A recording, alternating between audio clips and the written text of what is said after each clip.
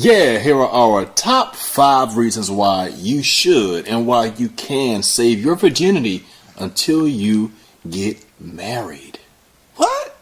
You was a virgin? Yeah, I was a virgin. Shoot. No ringy, no zangy. No ringy, no zangy. Wait, can you say that? Oh, I can't say that. No, not dingy. I got to be. What? I didn't say. Oh.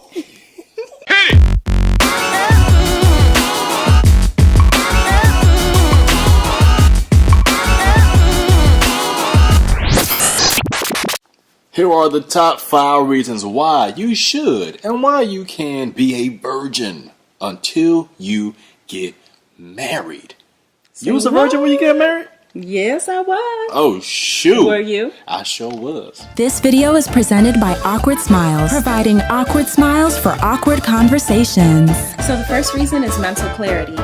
When you're having sex, it really clouds your judgment, and you will make decisions in the relationship that you would not ordinarily do. And it can spill over into other aspects of your life, which I think you'll speak to next. But basically compromising on what your sexual purity standard is and allowing yourself to go all the way with that person is only going to end up causing you to feel pressure or to feel like, because I know like with us, it was 5 years when we dated. We dated for 5 years. We were engaged 8 months. Now we've been married for 7 years. But during that time, there were many times where we crossed certain boundaries, and I would feel like if we end up having sex, like I have to marry him. Like there's no way that I can end this relationship and then get married to someone else knowing that I lost my virginity to him. Like, and that would have put pressure on the relationship to where I would have felt like I had to get married and could have been marrying the wrong person. And so it's important to save yourself for marriage, because you never know. Because even if we were engaged and we would have had sex, the engagement could break up to where we wouldn't have ended up getting married. And then that still is someone who, I've had sex with that wasn't my husband. And so it's really important to maintain that sense of clarity in regards to your relationship. And the best way to do that is to not engage in sexual activity. So good. Love that. And number 2 would be mental focus, man, or just focus in general. Listen. There's a thing with boxers, with fighters, even many athletes where they literally go on a sex fast because there's something about abstaining from sex and the energy that it takes to do so, where you can channel that pent up energy or passion or frustration. You can channel that into a mental focus to do something else that's super demanding of you.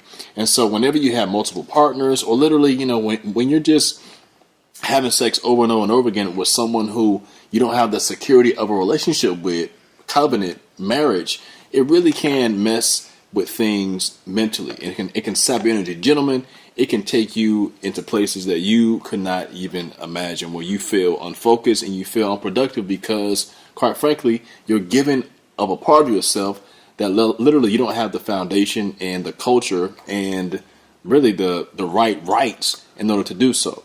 So mental focus and mental clarity will be the second reason why you should save yourself. You'll have a whole lot more of it. Number 3, baby. Number 3 would be mental triggers. If you're with your spouse and you're thinking about how Susie did it, how Joe did it, that ain't gonna help.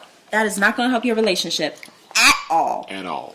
So it's really important. You might think like, oh, once the relationship is over, you make a clean break, that's it. No, those things really stay with you. And I remember reading before in a book that for men, especially because of how visual men are, that it's like, those old school Rolodexes, you turn them and it has like a contact card for someone. And they were like saying how a men's ability to think of images of women that they've seen, it's like in their mind like a Rolodex. And that's something that doesn't end just because you say I do. That always plays over and over. And so the more women that you have in your mind, that's only going to be something that you have to constantly work to suppress and try to forget. And so just, stay away from that. Yeah. For sure.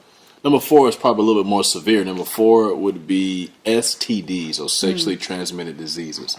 Quite frankly, and having multiple sex partners and having potentially a partner that you're faithful to that could be unfaithful to you because that happens very frequently. You could end up contracting something that could literally cost you your health and more severely cost you your life. Yeah. But whenever you withhold your ability to and your gift of having sex before marriage, and you're able to give that to someone who also in turn, preferably, is able to save themselves, you don't have to risk your health or your life from contracting a sexually transmitted disease. And finally, number 5, babe, is... Number 5 has to do with our children. So that's twofold. So there is the side of it that's unwanted pregnancies. And so, just having a child before you were planning to do so, out of marriage, out of the stability of a secure and healthy relationship. There's that aspect to it. And then there's the aspect to it of having children who you really want to have, you really want to invest in them and build into them. And a lot of us have desire for our children to maybe abstain from sex, be celibate, be pure in their relationships.